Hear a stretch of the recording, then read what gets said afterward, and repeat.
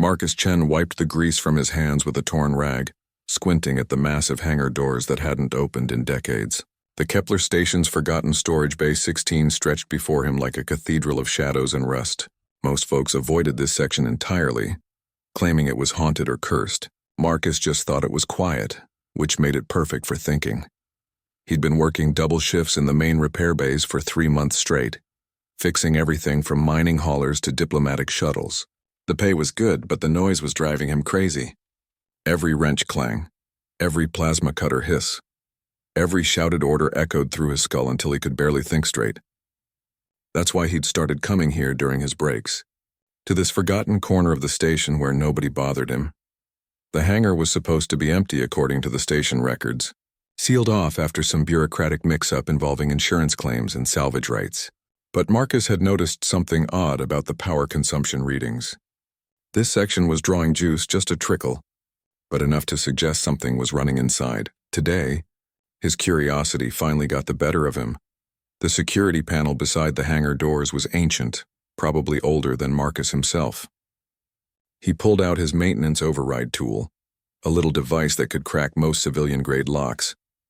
The station's chief engineer had given it to him after he'd fixed an impossible cooling system failure that had stumped everyone else. Marcus never asked if he was supposed to use it for personal exploration, and the chief never said he couldn't. The lock disengaged with a soft click, and the massive doors began to grind open. Emergency lighting flickered to life automatically, casting eerie shadows across what should have been an empty space. Marcus's jaw dropped. Sitting in the center of the hangar like a sleeping giant was a battlecruiser. Not just any battlecruiser, but something he'd never seen before. The ship was easily 400 meters long, its hull a dark gray that seemed to absorb light rather than reflect it. Strange geometric patterns covered its surface. Definitely not human design, but not matching any of the alien races Marcus knew about either. He stepped inside, his footsteps echoing in the vast space. The air tasted stale but breathable, recycled by systems that had been running on minimal power for who knows how long. As he got closer to the ship, he could see damage along its hull. Scorch marks from energy weapons, twisted metal where something had torn through the armor, dark stains that might have been blood. This was no derelict. This was a warship that had seen serious combat. A boarding ramp extended from the ship's belly, though Marcus couldn't see any sign of what had activated it. He approached cautiously, his maintenance scanner in one hand and a portable light in the other. The scanner was picking up active systems throughout the ship, power flowing through circuits that should have been dead for years. The ramp led to an airlock that stood open, revealing a corridor beyond. The interior lighting was dim but functional, casting everything in a blue-white glow that made Marcus's skin look pale and sickly. He hesitated at the threshold. Station regulations were clear about entering unknown vessels without proper authorization and backup. But Marcus had always been curious about how things worked, ever since he was a kid taking apart his parents' appliances. This ship was the ultimate puzzle, and every instinct he had as an engineer was screaming at him to figure it out. He stepped inside. The corridor was wider than those on human ships, with a ceiling high enough to accommodate beings much taller than humans. The walls were covered in what looked like writing, symbols that seemed to shift and change when he wasn't looking directly at them. The floor had a slight curve to it, and the gravity felt just a bit heavier than standard station gravity. Marcus followed the corridor deeper into the ship, past sealed doors and junction points that branched off in multiple directions. His scanner was going crazy, detecting energy signatures and material compositions it couldn't identify. Whatever this ship was made of, it wasn't in any human database.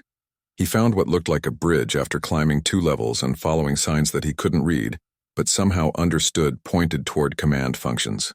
The room was circular, with stations arranged around a central platform that held what was obviously the captain's chair. But the chair was sized for something with a very different body structure than humans. The view screens were still active, showing star charts and tactical displays that meant nothing to Marcus.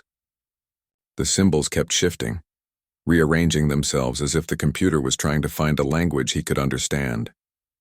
After a few minutes, some of the text began to look familiar, though he couldn't quite place why. A soft chime echoed through the bridge, and one of the screens flickered to show what looked like a ship's status report. Hull integrity at 67%, life support functioning at minimal levels, weapon systems offline, engine core in standby mode, and crew complement 0. Marcus felt a chill run down his spine.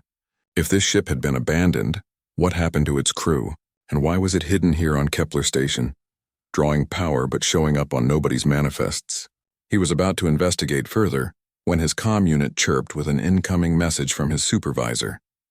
His break was over and he was needed back in the main repair bay. Marcus reluctantly made his way back to the airlock, but not before downloading everything his scanner had recorded. As he stepped off the boarding ramp, it retracted automatically, sealing the ship once again. Marcus sealed the hangar doors behind him and headed back to work, his mind racing with questions. That night he couldn't sleep. He lay in his small quarters, staring at the ceiling and thinking about the ship. Everything about it was wrong according to what he knew about starship design. The proportions were off, the technology was beyond anything humans had developed, and the damage pattern suggested weapons that shouldn't exist. But the most disturbing thing was how familiar some of it had felt, like he'd seen similar designs before, even though he knew he hadn't. Like the ship's computer had been trying to communicate with him specifically. Marcus made a decision. Tomorrow he was going back, and this time, he was going to figure out exactly what that ship was and why it was here. Marcus spent his entire shift the next day distracted, making mistakes he never made. He cross-wired a navigation system on a cargo hauler and accidentally welded a hull plate upside down on a passenger shuttle. His supervisor, Chief Ramirez, pulled him aside after the third incident. "Chen, what's eating at you today? Your head's somewhere else entirely." Marcus forced a smile. "Just tired, Chief. Been pulling too many doubles lately." Ramirez studied him with the sharp eyes of someone who'd been managing mechanics for 30 years. "Take tomorrow off." "That's an order. You're no good to me or anyone else when you're making rookie mistakes." Marcus wanted to protest, but part of him was grateful. A full day would give him time to properly explore the ship without worrying about shift schedules. He spent the rest of his workday researching everything he could about Kepler Station's history, looking for any mention of the mysterious Battlecruiser. The station had been built 57 years ago as a waypoint between the core worlds and the frontier colonies. It had changed hands several times, serving as a military depot during the Centauri conflict, then a civilian trade hub, and finally the mixed-use facility it was today. But nowhere in the records could Marcus find any mention of Hangar Bay 16 housing anything more interesting than spare parts and obsolete equipment. That evening, Marcus gathered supplies for a more thorough investigation.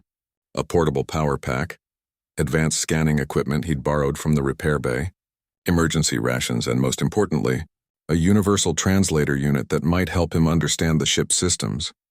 He also did something he'd never done before in 15 years of working on space stations.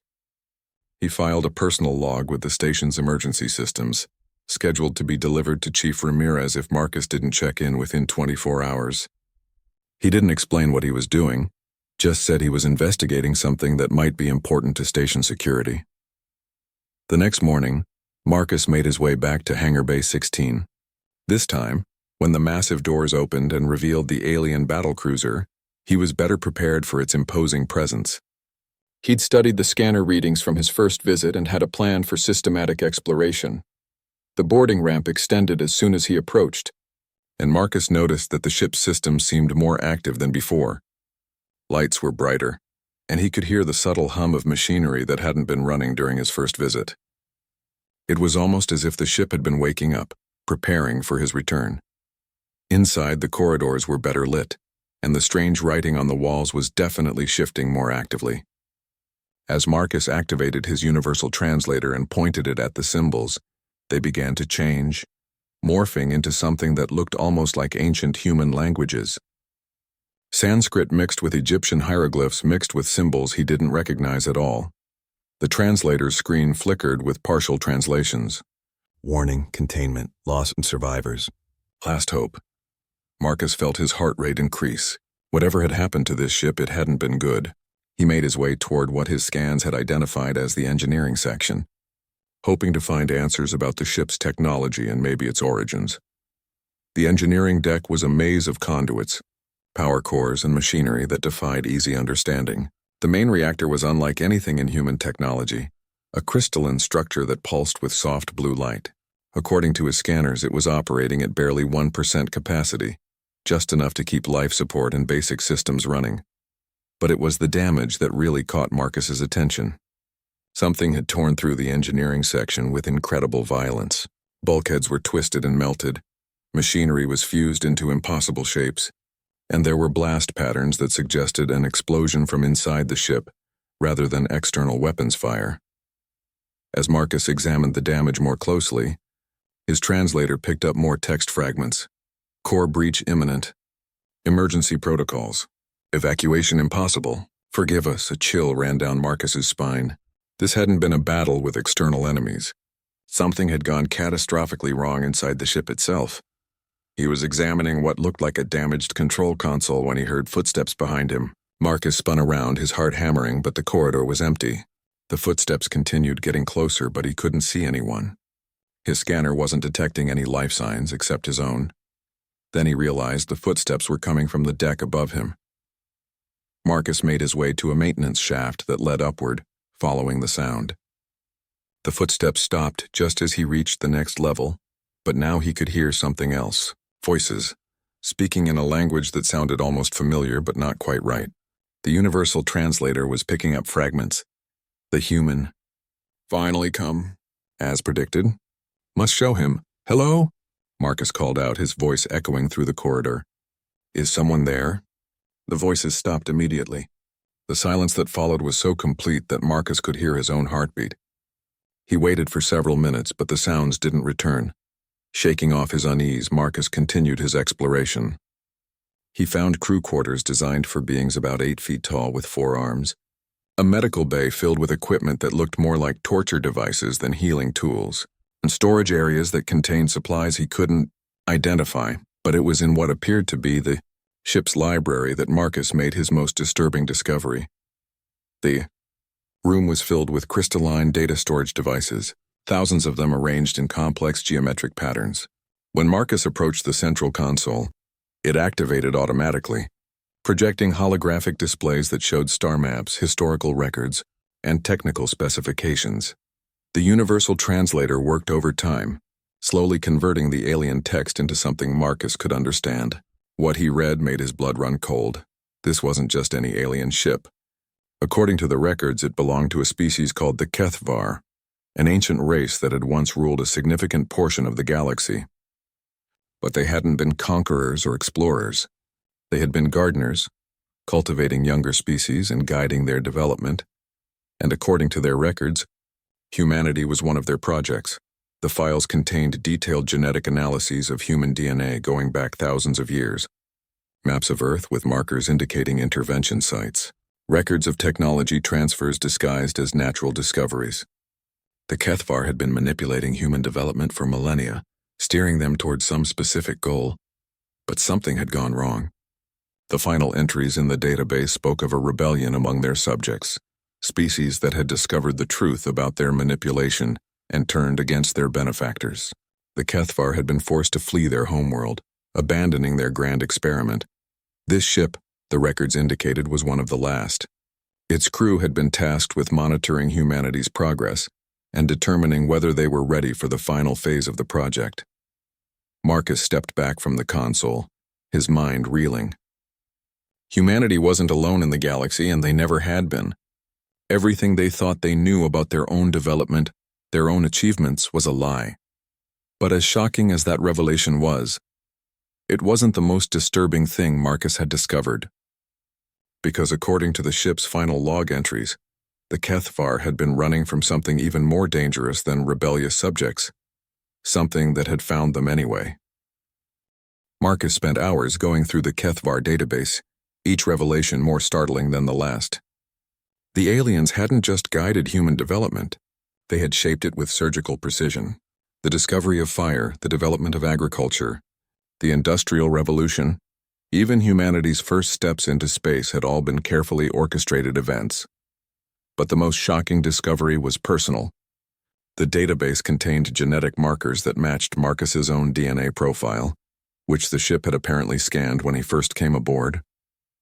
According to the HFY records, his bloodline was special, descended from a group of humans who had been given enhanced problem-solving abilities and an intuitive understanding of complex systems that explained why Marcus had always been able to fix things others couldn't, why he could look at a broken machine and instinctively know what was wrong with it. It wasn't natural talent. It was alien engineering. The revelation made him feel sick and fascinated at the same time. Everything he thought he knew about himself was a lie, but it also explained so much about his life. The way complex systems seemed to speak to him, the way he could understand alien technology that should have been incomprehensible. As he dug deeper into the records, Marcus began to understand why the Keithfar had fled. They called their enemy the Void Hunters, a species that consumed entire civilizations not for resources or territory, but for the pure joy of destruction.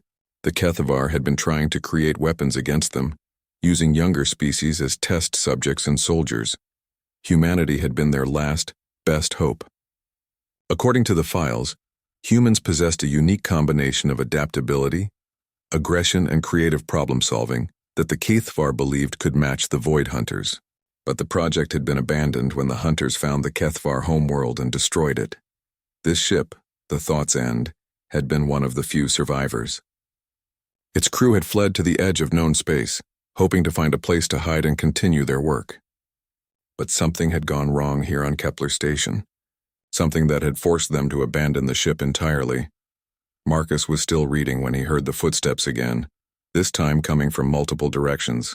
He looked up from the console to see translucent figures materializing throughout the library. They were tall and elegant, with forearms and faces that were almost human, but not quite right. Their eyes held an intelligence that was both ancient and desperate. The ship's crew, or what was left of them.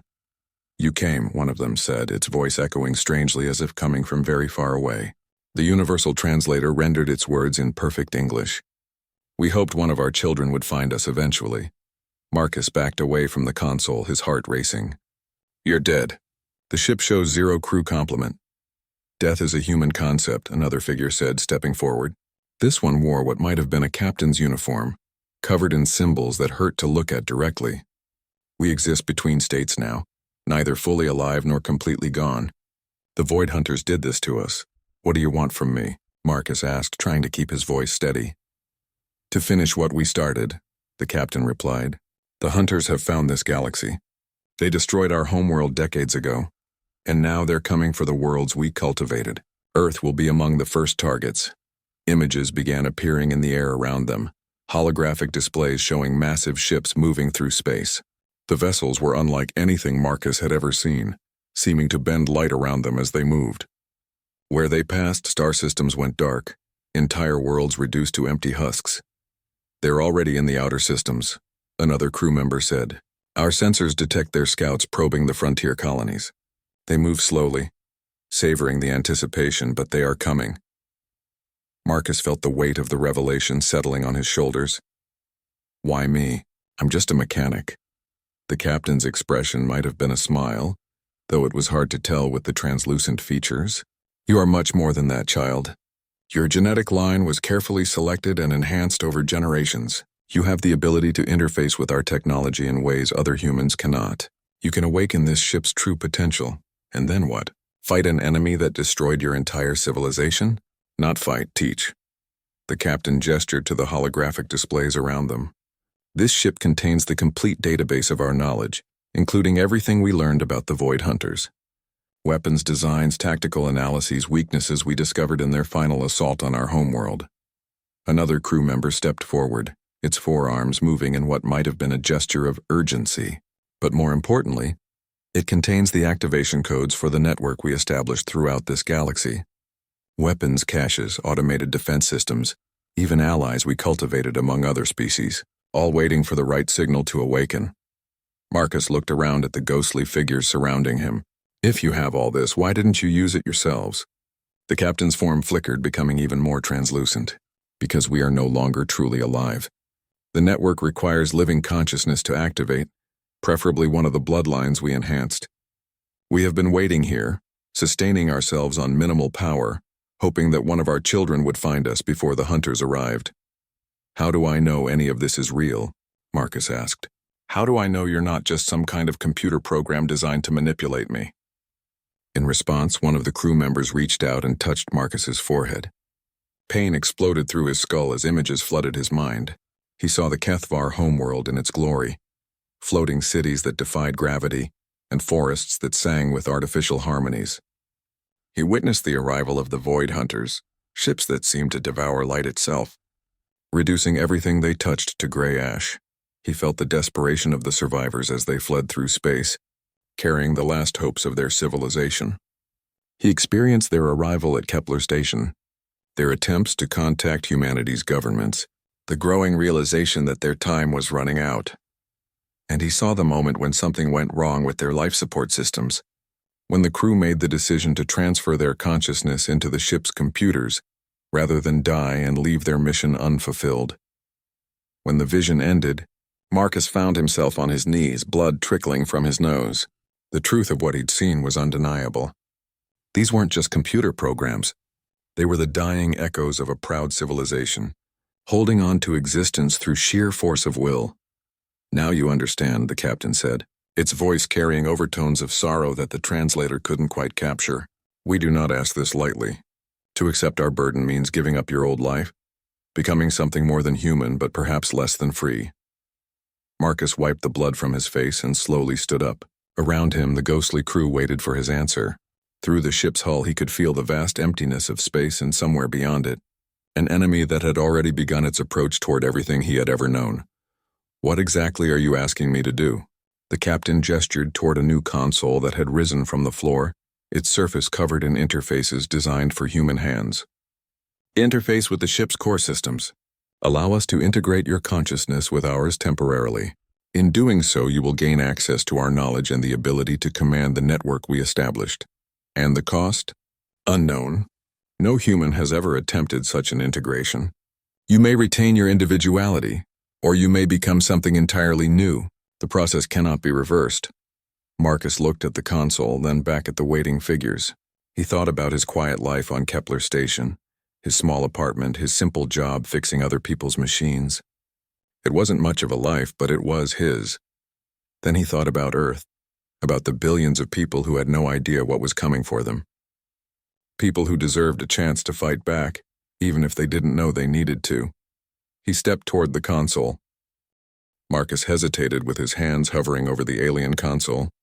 The interface was unlike anything he'd ever seen, with surfaces that seemed to shift between solid matter and pure energy. Strange symbols crawled across its surface, rearranging themselves as if trying to accommodate his human physiology. "Once I do this, there's no going back?" he asked. The captain's ghostly form nodded. "The integration process will fundamentally alter your neural pathways. You will gain access to knowledge and abilities beyond human comprehension, but you will also carry the responsibility for an entire galaxy's survival." Marcus thought about Chief Ramirez. Who would wonder what happened when Marcus didn't report for his next shift? He thought about his few friends on the station, the small life he'd built for himself over the years. All of it seemed insignificant compared to what the Kethvar were showing him. "Will I still be me?" "That is the one question we cannot answer," another crew member said. "Our consciousness transfers were voluntary, performed by beings who understood the process. You are attempting something that has never been tried between our species." Marcus placed his hands on the console. The surface felt warm and seemed to pulse with its own heartbeat. Immediately, he felt a tingling sensation running up his arms, as if the machine was testing his nervous system. "Begin the integration sequence," the captain commanded. The console erupted in light. Marcus felt electricity coursing through his body. But instead of pain, there was a strange sense of completion, as if pieces of himself he hadn't known were missing were finally being connected. His vision expanded beyond normal human perception, and suddenly he could see the ship's systems as clearly as if they were part of his own body. The thought's end wasn't just a battlecruiser. It was a living entity, its crystalline core pulsing with artificial consciousness that had been dormant for decades. As Marcus's awareness merged with the ship's systems, he could feel its relief at finally having someone to communicate with. Knowledge flooded his mind in overwhelming waves. Star charts showing the locations of Kethvar weapon caches scattered throughout the galaxy, technical specifications for devices that could manipulate matter at the quantum level, combat tactics developed over thousands of years of warfare against impossible odds. But most importantly, he gained access to the communication network the Kethvar had established. Automated beacons hidden on asteroids, sleeper agents among dozens of species, ancient alliances that had been waiting for activation. All of it was still there, dormant but functional, waiting for the right command codes. Marcus gasped as the integration completed, his consciousness now spread across multiple levels of existence. He was still human, but he was also something more. He could feel the thoughts of the ghostly Kethvar crew, their memories and experiences now part of his own mental landscape. Remarkable, the captain said, its form becoming more solid as if drawing strength from Marcus's living consciousness. The integration is more complete than we dared hope. You retain your humanity while gaining access to our capabilities. Marcus stood up from the console, marveling at how different everything looked. He could see energy patterns flowing through the ship's hull, detect gravitational fluctuations that indicated other vessels moving through nearby space. His enhanced senses were picking up dozens of signals that his baseline human perception had missed entirely. "I can feel them," he said, his voice carrying new harmonics that the ship's systems automatically amplified. "The Void Hunters. They're closer than you thought." The captain's expression became grim. "Show us." Marcus interfaced with the ship's sensor array, extending its range far beyond normal parameters. What he found made his enhanced consciousness recoil in horror. The Void Hunters weren't just approaching the outer colonies. They had already arrived. 3 frontier worlds had gone dark in the past week. The ships responsible were now moving toward more populated systems, their dark hulls absorbing light and heat as they passed. But what made Marcus's new alien knowledge scream warnings was the pattern of their advance. They're not just attacking randomly, he realized. They're following the same routes we use to monitor human development. They know about the Kethvar presence in this galaxy. "Impossible," one of the crew members said. "Our concealment protocols." "We're compromised," Marcus finished, accessing data streams he shouldn't have been able to understand. "They've been tracking you for decades. This was a trap. They let you escape, let you establish your network so they could follow you to all the worlds you were trying to protect. The implications hit everyone simultaneously. The Kethvar network wasn't a secret weapon against the Void Hunters. It was a roadmap showing them exactly where to strike for maximum devastation. "We have to warn everyone," Marcus said, his human instincts warring with alien tactical knowledge. "Earth, the colonies, all the species you've been monitoring." "Warning them accomplishes nothing," the captain replied. "The hunters feed on fear and desperation. If the galaxy knows they're coming, the panic will only make their victory sweeter." Marcus accessed the tactical databases, his enhanced mind processing combat scenarios at superhuman speed. Every simulation ended the same way. Complete annihilation of all known civilizations within 50 years. The Void Hunters weren't just technologically superior. They were strategically brilliant, using their enemies' own preparations against them. But as Marcus dug deeper into the data, he found something the Kethvar had missed. Hidden in the historical records of their own war against the Hunters was a pattern, a weakness that they had never recognized because they had been thinking like gardeners instead of warriors. "You've been approaching this wrong," Marcus said, his human perspective cutting through millions of years of alien tactical doctrine. "You've been trying to fight them with weapons and strategies they've already seen. But humans developed something you never had." "What?" the captain asked. "Spite." Marcus smiled, and the expression carried undertones that were purely human. "You cultivated us to be adaptable and aggressive, but you never understood what that really means. Humans don't just fight to win. We fight to make sure our enemies regret ever challenging us." Marcus began accessing the network nodes scattered throughout the galaxy. But instead of activating them as weapons, he started reprogramming their fundamental purposes.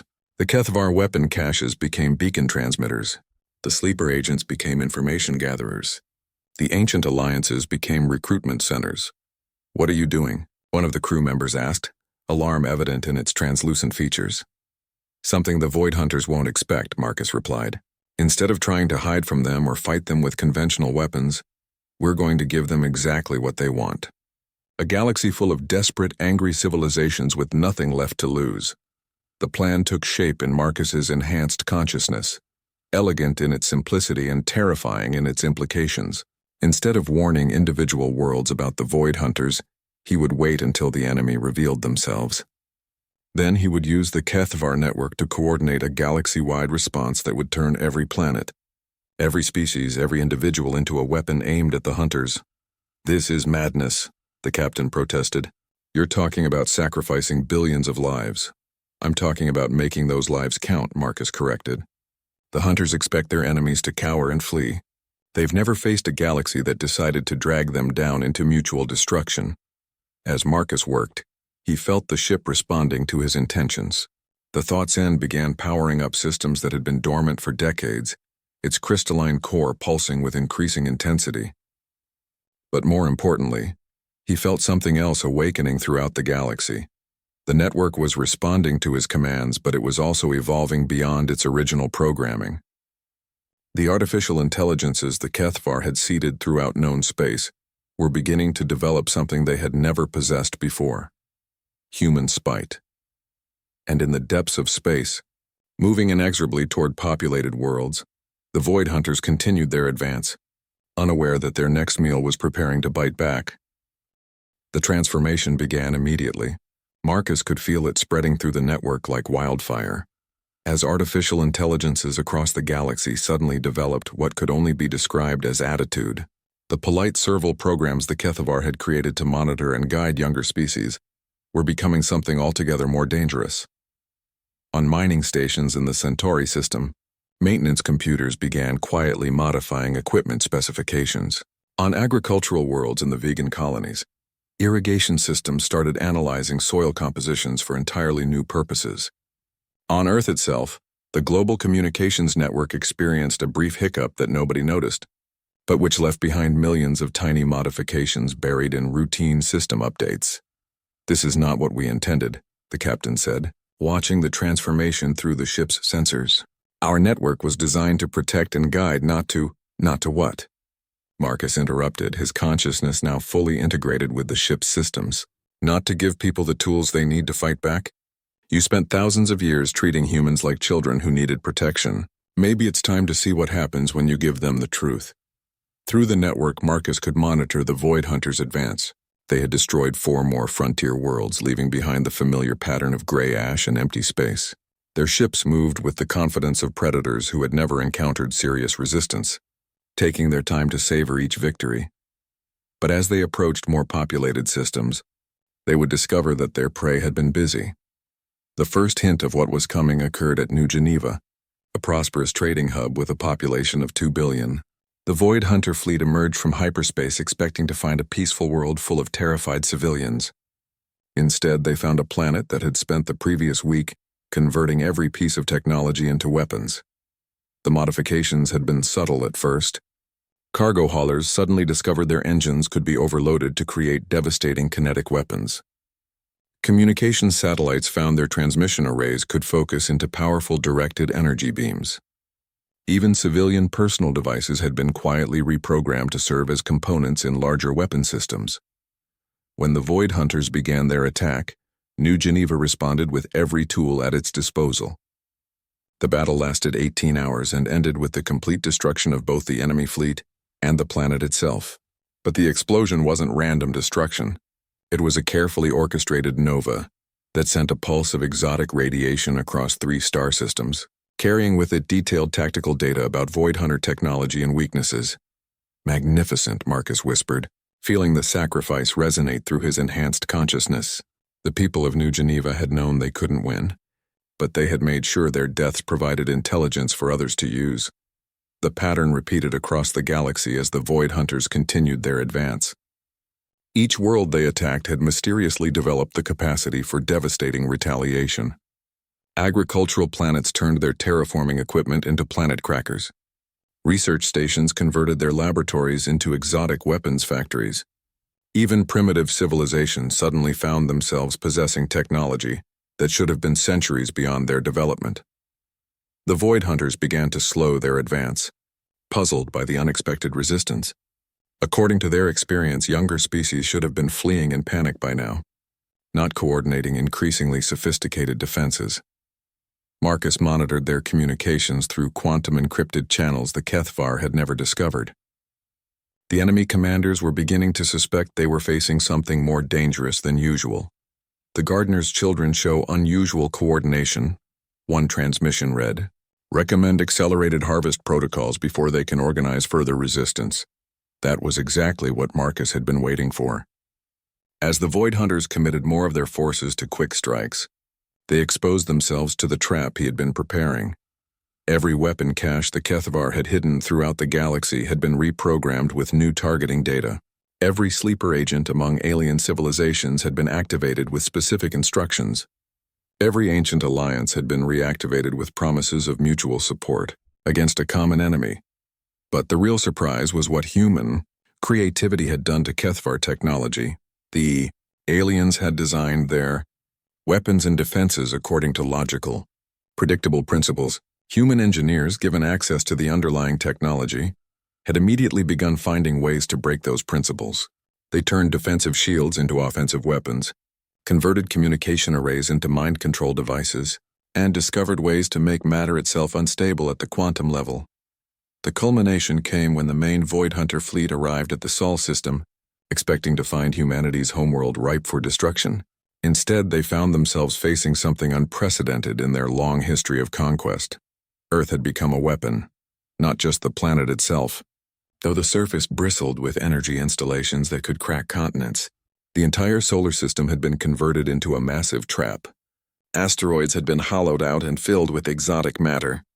The gas giants' magnetic fields had been weaponized to create system-wide electromagnetic pulses. Even the sun itself had been modified, its fusion reactions primed to create a controlled nova if triggered. But most terrifying of all was what had happened to humanity itself. The genetic modifications the Kethvar had made over thousands of years had been awakened all at once. Every human alive suddenly found themselves possessing enhanced intelligence, improved reflexes, and an intuitive understanding of advanced technology. The entire species had evolved in a matter of weeks, becoming something the galaxy had never seen before. "This is what we were meant to create," the captain said, awe evident in its ghostly voice. Not gardeners or protectors, but something entirely new, a species that could adapt faster than their enemies could plan. Marcus felt the truth of it through his enhanced consciousness. Humans weren't just fighting the Void Hunters. They were learning from every encounter, evolving their tactics and technology in real time. Each battle made them more dangerous, more unpredictable. The Void Hunter fleet hesitated at the edge of the solar system, their sensors detecting energies and weapon signatures they had never encountered before. For the first time in their species' history, they were facing an enemy that had prepared specifically for them. "All units," Marcus broadcast across the human command network, his voice carrying harmonics that every enhanced human could understand instinctively. "You know what they've done to our worlds. You know what they plan to do to Earth. Show them why that was a mistake." The battle for Earth began with humanity's first coordinated strike at a galactic scale. Not just the forces in the Sol system, but every human colony, every modified alien civilization, every weapon cache and defensive installation across known space activated simultaneously. The Void Hunters found themselves fighting not just a planet or a species, but an entire galaxy that had suddenly developed a taste for vengeance. And in the command center of an alien battlecruiser, hidden in Kepler Station's forgotten hangar, a former mechanic named Marcus Chen smiled with the collective consciousness of two species and began to appreciate just how spectacular the next phase of the war was going to be. The war that followed lasted exactly 73 days, though calling it a war was like calling a hurricane a gentle breeze. What Marcus had unleashed across the galaxy was something the universe had never witnessed, a coordinated rebellion of every civilization that had ever been oppressed. Guided by human ingenuity and powered by Kethvar technology, the Void Hunters, for all their experience in conquest, had never faced anything like it. Their strategy had always been simple: arrive, terrorize, consume, move on. They relied on their enemies' fear and desperation to make resistance ineffective. But humanity had given the galaxy something else entirely: coordinated spite on an astronomical scale. In the outer rim, alien species that had hidden in fear for millennia emerged from their shelters with weapons they had built from Kethvar blueprints. Ancient enemies set aside territorial disputes to focus on the common threat. Even machine civilizations that had been dormant for centuries reactivated themselves to join the fight, but it was humanity that provided the crucial element the galaxy had been missing, the willingness to embrace mutually assured destruction as a valid tactical option. "They're retreating from the vegan colonies," reported a voice through the network, one of thousands of enhanced humans now serving as field commanders across known space. Their fleet took 60% casualties before they broke off the engagement. Marcus monitored the battle through the Thought's End's enhanced sensors. His consciousness spread across multiple light-years of space. The Void Hunters were learning what it meant to face an enemy that had studied their tactics for months while pretending to be helpless. Every world they attacked now hit back with weapons, specifically designed to counter their technology. Their energy-absorbing hulls were useless against quantum disruption fields. Their psychological warfare tactics failed against enemies who had decided that death was preferable to submission. Their superior numbers meant nothing when every asteroid and moon had been converted into a kinetic weapon aimed at their fleet formations. But the real surprise came when humanity began deploying weapons that violated the basic assumptions of galactic warfare. "Report from the Tau Ceti engagement," another voice said through the network. "The humans have successfully weaponized time dilation. Enemy fleet aged approximately 400 years in 30 seconds of subjective time." Marcus smiled, feeling the collective pride of his species through the neural link. Human engineers had taken Kethavar gravitational manipulation technology and found ways to use it that its creators had never imagined. They were treating the fundamental forces of the universe like tools in a mechanics workshop, jury-rigging reality itself to serve as a weapon. The Void Hunters' command structure began showing signs of panic as their losses mounted. These were beings who had conquered galaxies by making their enemies despair. They had no experience with prey that fought back with such creative viciousness. "Enemy fleet concentration detected in the Rigel sector," came another report. "Appears to be their command vessel and remaining heavy units. They're attempting to regroup for a final assault on Earth." Marcus felt the moment he had been waiting for. The Void Hunters were doing exactly what his human instincts had predicted they would do. When faced with unexpected resistance, they would commit everything to a decisive battle that would restore their psychological dominance. "All units, prepare for Operation Sunset," Marcus broadcast across the network. "Begin final phase deployment." Across the galaxy, the trap he had been building for 2 months began to spring. The Void Hunters thought they were regrouping for a devastating assault on humanity's homeworld. What they were actually doing was positioning themselves at the focal point of every weapon system, every modified stellar phenomenon, and every exotic physics experiment that human creativity had been able to devise. The Thought's End powered up to full capacity for the first time in decades, its crystalline core pulsing with energies that made local spacetime itself ripple.